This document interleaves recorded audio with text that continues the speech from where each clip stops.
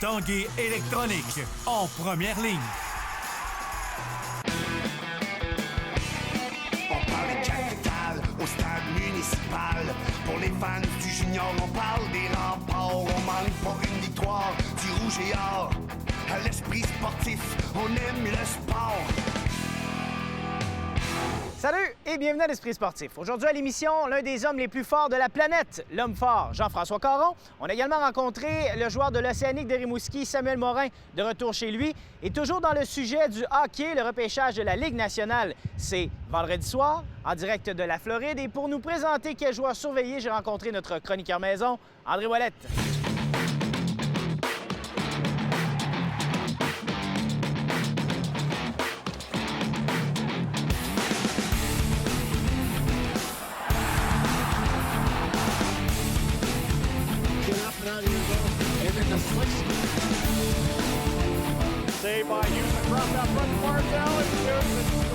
C'est la meilleure cuvée depuis 2003. Là, Chabot, beau tir avec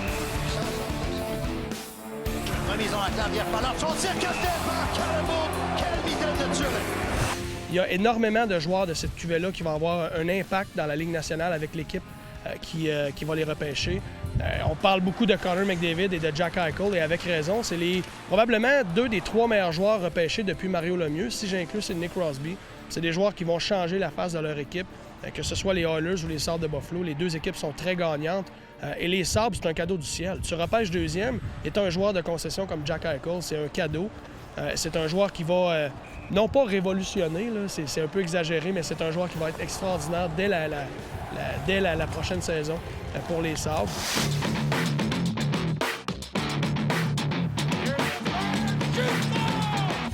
À partir du rang numéro 3, qui est le rang des Coyotes de l'Arizona, à quelque part, c'est le deuxième repêchage qui commence. C'est comme si les Coyotes parlent au premier rang du deuxième repêchage. Je pense que Mitch Marner, le petit attaquant très, très offensif des Knights de London, va être le choix des Coyotes parce que lui a joué chez les Knights avec Max Domi, qui est le joueur autour de qui on va bâtir chez les Coyotes. Donc, d'avoir la possibilité d'aller chercher ce one-two punch avec Domi et Marner, moi, je pense que ce serait une bonne idée du côté des Coyotes. De l'autre côté, la défensive est toujours très importante pour Don Maloney et Dave Tippett.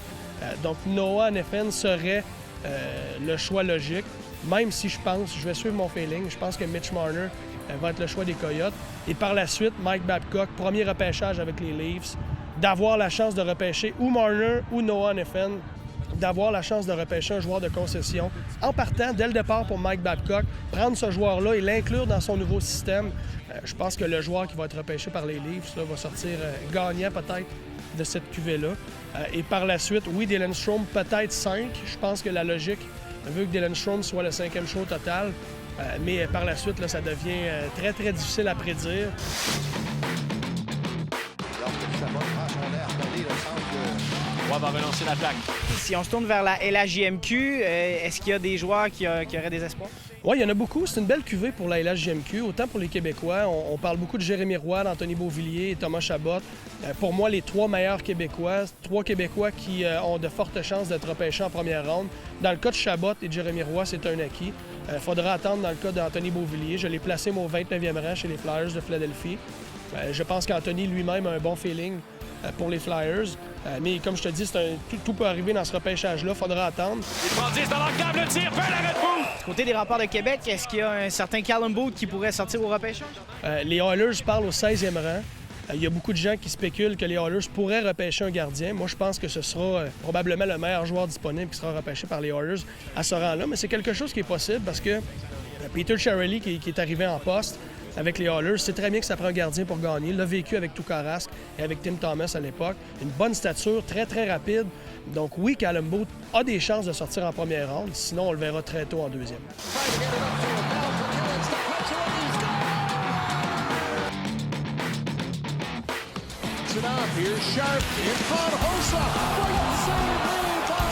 Le choix de première ronde de Marc Bergevin pour le Canadien de Montréal? Ça, c'est toujours un gros casse-tête. C'est pas évident parce que on repêche, on n'a pas vraiment de tendance. On repêche souvent le meilleur joueur disponible, un joueur qui va fitter dans nos plans.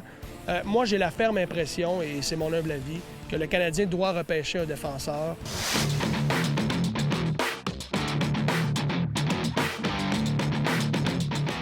Je pense que Jérémy Roy est le joueur ciblé par le Canadien. C'est un Québécois et on ne le repêchera pas parce que c'est un Québécois. Et c'est ça qui est intéressant. On se souvient de cette fameuse histoire avec Louis Leblanc. C'est pas le cas avec Jérémy Roy. C'est un joueur qui mérite d'être repêché en première ronde, a tout le talent nécessaire pour avoir un impact dans le futur avec son équipe de la Ligue nationale. J'ai l'impression que Jérémy Roy ne sera pas disponible au 26e rang. On va peut-être même assister à une transaction. Peut-être que le Canadien va bouger pour s'avancer aussi. C'est quelque chose qui est possible. On va te souhaiter un bon repêchage 2015. À vous aussi. C'est en fin de semaine à l'Aqua-Gym Élise Marcotte à l'ancienne Lorette qu'aura lieu la 3e édition de l'Académie Synchro, ce camp d'été en nage synchronisé offert par les Olympiennes de Londres en 2012. Élise Marcotte, Valérie Welch, Joanie Fortin et Stéphanie Leclerc accueillera plus de 25 jeunes nageuses âgées de 9 à 17 ans. Ces jeunes athlètes de nage synchronisés de niveau provincial et national pourront parfaire leur technique aux côtés des meilleurs au Canada. Après la pause à l'Esprit sportif, l'homme fort Jean-François Caron. On revient dans 3 minutes 30.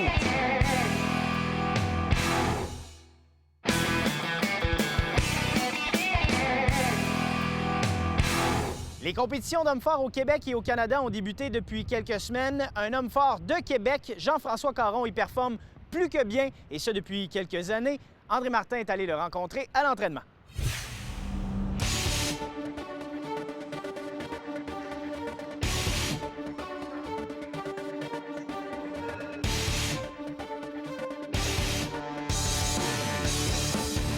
J'aimerais ça que tu me résumes, Jean-François, à quoi a ressemblé ta dernière année? La saison 2015, j'ai déjà 8 compétitions de fait cette année en 2015. Ça a parti quand même fort avec ma première semaine de janvier. J'ai été invité en Chine pour aller battre un record Guinness. Ce que j'ai réussi, c'était pour un retournement de voiture. Ça a quand même bien parti ma saison avec ça. Ensuite de ça, j'ai participé à 3 Strongman Champion League, ce qui se trouve être le circuit mondial des hommes forts. Puis après 3 étapes qui s'est terminé il y a 2 semaines en Hollande, j'ai été premier au classement général. C'est un peu dommage parce que l'été, je reste ici. Je ne vais pas compétitionner en Europe. Je vais recommencer à compétitionner en Europe vers l'automne. Donc là, je vais perdre ma première place, bien sûr. Mais Pourquoi tu choisis de rester à Québec ou au Québec? c'est parce qu'il y a beaucoup d'événements l'été ici au Québec qui se déroulent. Puis cette année, on a une nouvelle fédération. Il y a beaucoup de nouveaux événements. Puis je veux m'impliquer là-dedans. Puis c'est sûr que les festivals, tout ça, ils demandent un peu ce que je sois présent lors des événements.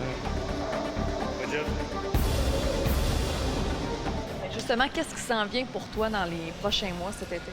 On a des compétitions toutes les semaines, c'est pas dur à dire. Toutes les tranches du circuit homme fort au cours de l'été, sauf que la plus grosse compétition, c'est dans 2 semaines, 4-5 juillet, au Festival des hommes forts de Warwick, compétition internationale cette année. On a des gars de l'Europe, des gars des États-Unis, puis des Canadiens sur place.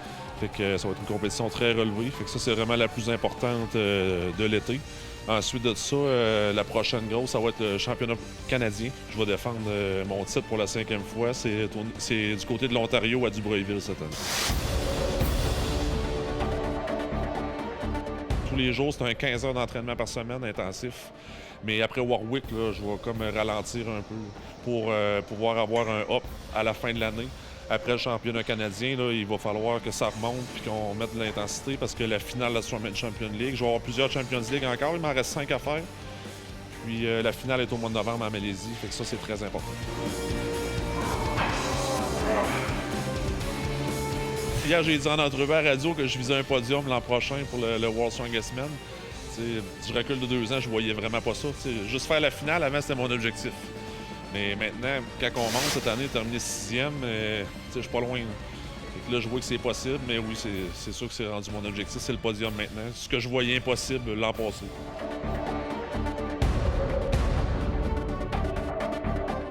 Plus on monte, plus on s'approche, plus on réalise nos objectifs, ça nous donne le goût de pousser, puis devenir champion. On fait ça pour devenir le meilleur. C'est parce qu'on a un but dans la tête et on veut gagner. Et c'est ça que je veux. Puis quand je veux quelque chose, d'habitude, je travaille fort pour l'avoir. Puis c'est pour ça que je continue comme ça.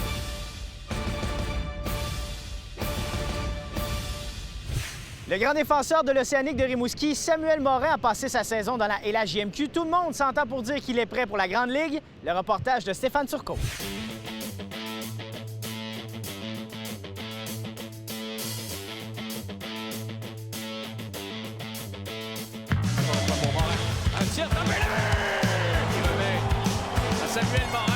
Une Coupe du Président, un tournoi de la Coupe Memorial et une médaille d'or au championnat du monde junior. Samuel Morin ne pouvait en demander plus. C'est des expériences que j'en vivrai jamais, puis que ça va beaucoup m'aider pour mon futur. J'ai gagné beaucoup de choses, et que je me sens très choyé. Choyé, mais la dernière saison a aussi été taxante pour Samuel Morin, qui se remet encore d'une blessure à la cheville, survenue à la finale de la LHJMQ. C'est sûr que là, même là, je suis encore fatigué, là, je me repose, là, mais ça a été une saison assez difficile là, au niveau physique. J'ai tellement joué de hockey. C'était endurable. C'était pas une grosse affaire. C'était une petite micro-fracture au niveau de la cheville. C'est que c'était vraiment pas grand-chose.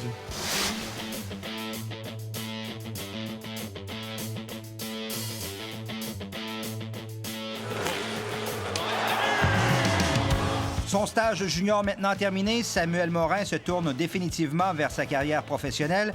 Premier choix au repêchage des Flyers de Philadelphie en 2013. Le défenseur de 6 pieds 7 pouces quitte le 4 juillet prochain pour le camp des espoirs des Flyers, sans promesse toutefois d'accéder dès l'automne prochain à la Ligue nationale. C'est pas grand-chose, moi. C'est au camp que j'arrive puis que je démontre ce que j'ai à faire. Là. L'année passée, j'ai un bon camp, j'ai été coupé l'année dernière. Ça fait deux ans que j'ai des bons camps avec les Flyers. Bon camp d'entraînement en octobre. C'est que je pense que c'est cette année, c'est ce que je veux faire. C'est ce qu'il veut faire, mais il est aussi prêt à accepter de poursuivre son apprentissage dans la Ligue américaine. C'est sûr, ça va être le jugement des Flyers, de Ron Hextall. Qu'est-ce qu'ils pensent qui est mieux pour moi? Mais moi, c'est sûr, la Ligue nationale, c'est comme tout joueur de hockey. Tu veux tout de suite aller plus haut, puis tu veux tout de suite aller au niveau que tout le monde veut être. Objectif atteint au niveau junior, Samuel Morin s'attaque maintenant à ses objectifs professionnels. Stéphane Turcot, TVA Sport, à Saint-Henri-de-Lévis. Et c'est déjà tout pour l'Esprit sportif. On vous rappelle que le repêchage de la Ligue nationale de hockey sera présenté sur les ondes de TVA Sport, 19h vendredi soir. Et avec les derniers développements concernant l'équipe d'expansion de la Ligue nationale, en espérant qu'un logo des Nordiques apparaîtra bientôt sur cet écran géant. Ici Jonathan Fournier, à la prochaine. Ciao!